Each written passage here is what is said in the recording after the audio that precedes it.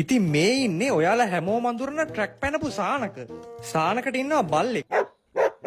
සානක රිකොත් එක්ක පශු වෛද්‍ය කාර්යාලයට ඇවිල්ලා ડોක්ටර් කෙනෙක් හම්බ වෙන්න. ડોක්ටර් පොඩ්ඩක් එළියට ගිහිල්ලා හින්දා ඇසිස්ටන්ට් පොඩ්ඩක් කිව්වා සානකට වාඩි වෙලා ඉන්න කියලා. ටිකකින් අනේ සෝරි මට මේ ළඟ ගෙදරකට යන්න පොඩ්ඩක් බෙහෙත් කරන්න. ඉතින් මේ අද මොකද මේ මාව හම්බ වෙන්න ආවේ? මේ පොඩ්ඩක් ડોක්ටර් මේ ඇවිදිනකොට කකුල කොර ගහන ගතියක් තියෙනවා. සතියක් විතර බලලා මේ බැරිම තැන තමයි මේ ආවේ. පොඩ්ඩක් බලමුනේ. මේ මොකද්ද මෙයාගේ නම? රිකෝ. වගේ මේ මෙහෙම කරද්දි මෙතන රිදෙනවද? ડોක්ටර් බල්ලොන්ට හරි ආදරෙයිනේ.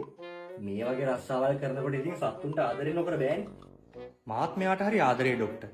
යන්නේ නැතන මම මෙයාව අරන් යනවනේ. මොකක්ද ඉතින් අපි මේකට කරන්න කියලා මම මේ බැලුවේ. මේ අපි සිංහල බෙහෙතු ડોක්ටර් ටික කාලයක් කරා එහෙම ලොකු ගුණයක් තිබුණේ නෑ.